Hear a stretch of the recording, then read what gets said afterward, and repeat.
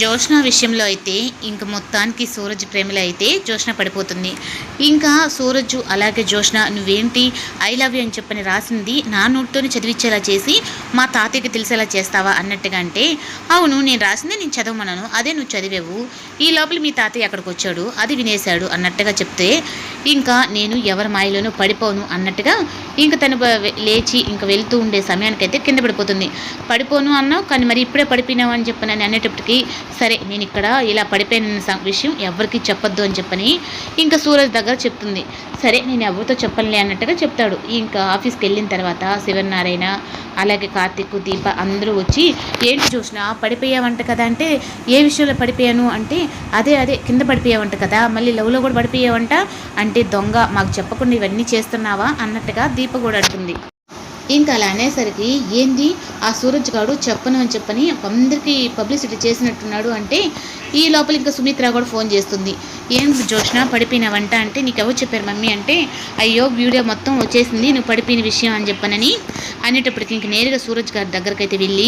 అవును నువ్వు పడిపోయిన విషయం చెప్పాను, అది కూడా దేంట్లో పడిపోయినని చెప్పావరా, నేను లవ్లో పడిపోయినని చెప్పని అన్నావంట అని అంటే, అవును లవ్లోనూ పడ్డావు అలాగే కాలు జారి కింద పడ్డావు, అవి రెండు చెప్పాను నేను అన్నట్టుగా చెప్తాడు. ఇంకా అలా చెప్పేసరికి, నన్ను లవ్ చేయడం అంటే నీ గొంతు మీద కత్తి పెట్టుకున్నట్టే, నా విషయం నీకు ఇంకా బాగా తెలీదు, ఏదో చిన్న చిన్న వాటికి ఏదో లేదు సర్దుకుంటుంది నవ్వుకుంటున్నదిలే అని చెప్పని అనుకుంటున్నావేమో, నేను కానీ రంగంలోకి దిగాను అంటే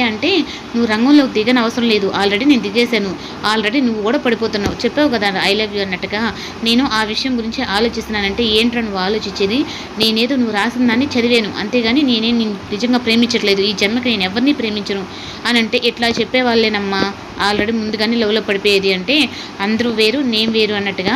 ఇంకా సూరజ్ అలాగే జోష్న ఇద్దరు మాట్లాడుకునే మాటలను అయితే ఇంకా కార్తీక్ రికార్డ్ చేస్తాడు. చూసావా అత్త వాళ్ళిద్దరు ఎంత ఇష్టపడుతున్నారో, ఎంత క్లోజ్గా సూరజ్తో మాట్లాడుతుందో అంటే, జోష్నకి కరెక్ట్ పర్సన్ సూరజ్ అని చెప్పని మనకు అర్థం అవ్వట్లేదా అంటే, అవునరా కార్తీక్ తను నిజంగా ఆ అబ్బాయి కూడా మంచివాడే, అందులో జోష్న కూడా అంత క్లోజ్గా